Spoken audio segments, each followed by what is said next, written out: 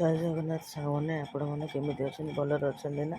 ମୁଁ ତ ଆଜି ଭଲରେ ନାହିଁ, କାରଣ ମୋ ହାତ ଦେଖନ୍ତୁ କେତେ ଜୋରସୋରରେ ଫୁଟୁକା ହେଇଯାଇଛି ସାଙ୍ଗମାନେ। କେମିତି ଫୁଟୁକା ହେଲା ଏ ଭିଡ଼ିଓରେ ରୁହରେ ସାଙ୍ଗମାନେ ଜାଣିପାରିବେ। ଆଜି ଆମର ଆସିଥିଲା ମାଛ, ଖୁରାଣ୍ଡ ମାଛ, ତାକୁ ଖୁରାଣ୍ଡ ମାଛକୁ ଆଉ ମୋଟି ଶାଗ ଆଜି ଆମ ଘରୁ ଆସିଥିଲା। ମୁଁ କହିଥିଲି ପ୍ରତିଦିନ ହେଲେ ବୋଉକୁ ମାଛ ଆଣିବା ପାଇଁ, ଖାଇବା ପାଇଁ। ଇଆଡ଼େ ଟିକେ ମାଛ ମିଳୁନି, ଆମର ସେପଟେ ମାଛ ସଫିସିଏଣ୍ଟ ମିଳେ। ବୋଉ ଆଜି ମାଛ ପଠାଇଦେଲା। ଆଜି ମୋ ଦେହ ଖରାପ, ଥଣ୍ଡା, ଜ୍ୱର, କାଶ, ସିଏ କ'ଣ ଆଉ ଜାଣିଛି। ଆଜି ପଠାଇ ଦେଇଛି ମାଛଟା। ଏଠି ମୁଁ କାଟି ପାରିବିନି ବୋଲି ଦିଦି ତାଙ୍କର ଏଇଠି କାଟିଦେଇଛି। ପନିକିରେ ବି ସେ ମାଛ ହେଲାନି, ଏଇଟା ବଡ଼ ମାଛ। ଦିଦି ତାକୁ କଟୁରୀରେ ସବୁ ତା ଇଏକୁ କାଟିଦେଲେ। ସେ ଯାହା ବି ସାଙ୍ଗେ ସାଙ୍ଗେ ଯେମିତି ଦେଉଛି ତ କଟାକଟି ମାଛ ସଇଲା। କଟାକଟି ମାଛ ସଇଲା ପରେ ସାଙ୍ଗମାନେ ଭଜାଭଜି କରିଦେଲି। ଭଜା କରି ବଢ଼ିଆ ସେ ଭାଜିଲି ସାଙ୍ଗମାନେ। ତରକାରୀ ବୋଲି ମୁଁ ଖାଇପାରିଲିନି, କାରଣ ମୁଁ ମେଡ଼ିସିନ ଖାଇଦେଇ ସାଙ୍ଗମାନେ ବସିଥିଲି। ଖରାଟା ହେଉଛି ନା, ମୁଁ ସେଠି ରୋଷେଇ କରୁଥିଲି। ମୁଣ୍ଡଟା ପ୍ରବଳ ବୁଲେଇଲା, ମାନେ ମୋର ଇନଫେକ୍ସନ୍ କରିଗଲା ମେଡ଼ିସିନ ଖାଇକି।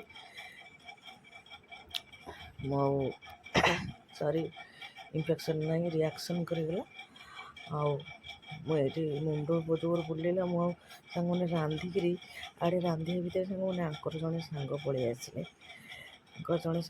ଆଉ କ'ଣ ଖାଲି ମାଛ ତରକାରୀ ଆଉ ମୋଟି ଶାଗ ହେଇଥିଲା। ଆଉ କ'ଣ ସେମିତି ତ ଜଣେ ଅତିଥି ଘରକୁ ଆସିଲେ, ସେମିତି ଆମେ ସିନା ଖାଇଦେଉ, ସେମାନଙ୍କୁ ସେମିତି ହେବ।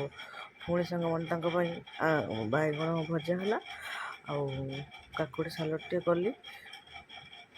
ଆଗରୁ ମୁଁ ଏତିକି କରି ସାଙ୍ଗମାନେ ରୋଷେଇବାସ କରି, ଆଉ ରୋଷେଇ ଘର ଟିକେ ସଫାସୁତୁରା କରି ମୁଁ ପଳେଇଗଲି ସାଙ୍ଗମାନେ। ମୁଁ ଶୋଇପଡ଼ିଲି, କାରଣ ମୁଁ 10 ମିନିଟ୍ ଖଣ୍ଡେ ORS ପିଇକି ଶୋଇଲି, ମାନେ ମୋ ଦେହ ଭଲ ଲାଗିଲା। ତାପରେ ଉଠିକିରି ସାଙ୍ଗମାନେ ମାଛ ତରକାରୀ କଲି। ବହୁତ କଷ୍ଟ, କିନ୍ତୁ ଖାଇପାରିଲିନି। କ'ଣ କରିବା ସାଙ୍ଗମାନେ, ଏତେ ଶାଶୁଘର ନା ବାପଘର ନୁହଁ, ରେଷ୍ଟ ନେଇହେବ। ଯାହାହେଲେ ଦେହ ମୁଣ୍ଡ ଖରାପ ହଉ ପଛେ ମେଡ଼ିସିନ ଖାଇକି କାମ କରିବାକୁ ପଡ଼ିବ। ସେଇ ସମୟରେ ସାଙ୍ଗମାନେ ସବୁ ଝିଅ ପିଲାମାନଙ୍କର ଭାରି ଦୁଃଖ। ଏ ଭଗବାନ ଏମିତି କାହିଁ କରନ୍ତି କେଜାଣି? ଝିଅ ପିଲାମାନଙ୍କୁ ହିଁ ସବୁବେଳେ ଦୁଃଖ ସହିବାକୁ ପଡ଼େ, ସବୁ କ୍ଷେତ୍ରରେ।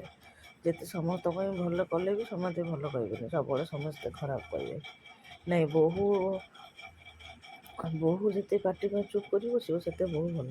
ଯୋଉଦିନ ବୋହୂଟା ମାନେ ମୁହଁ ଖୋଲି କହିଦେଲା ଭଲ ପାଇଛି, ବୋହୂଟା ସାଙ୍ଗମାନେ ଖରାପ ଆଉ ନା, ଏ ସମାଜ ବି ସାଙ୍ଗମାନେ ଅଜବ। କେବଳ ଆମ ଝିଅମାନ ପିଲାମାନଙ୍କୁ ହିଁ ସହିବାକୁ ପଡ଼ୁଛି। ଏ ଛାଡ଼ ସାଙ୍ଗମାନେ, ଏ ମାଛ ସାଙ୍ଗମାନେ ଏତେ ଫୁଟୁଛି। ଏଇଠି ଦେଖୁଛନ୍ତି ସାଙ୍ଗମାନେ, ମୁଁ ଏଇଠି ବସି ରୋଷେଇ କରୁଛି, ତା ଭିତରେ ମୋର କାଶ ଚାଲିଛି। ଏଇଠି ବହୁତ ଖରା ପଡ଼ୁଛି। ଏଇ ମୁଣ୍ଡଟା ଦେଖୁନାହାନ୍ତି କେମିତି ଫୁଟୁଛି। ଏଇ ମୁଣ୍ଡ ଫୁଟିକି ମୋ ହାତ ଗୋଡ଼ ସବୁଯାକ ଫୁଟୁକା ସାଙ୍ଗମାନେ ହେଇଯାଇଛି। ମୁଁ ସାଙ୍ଗେ ସାଙ୍ଗେ ଯାଇ ବୋରୋପ୍ଲସ୍ ଲଗେଇଦେଲି, କାଳେ ଫୁଟୁକାଟା ହେଇଯିବ ମାଛ ବାଛୁ। କ'ଣ କରିବା ସାଙ୍ଗମାନେ, ଆମ ତ ହାଉସ୍ ୱାଇଫ୍ ମାନଙ୍କର ଏଇ ଆମ କାମ। ଆଉ କ'ଣ କରିବା? ଏତେ କଲେ ବି ସାଙ୍ଗମାନେ ଶାଶୁଘରେ ନାହିଁ। ଏ ଛାଡ଼।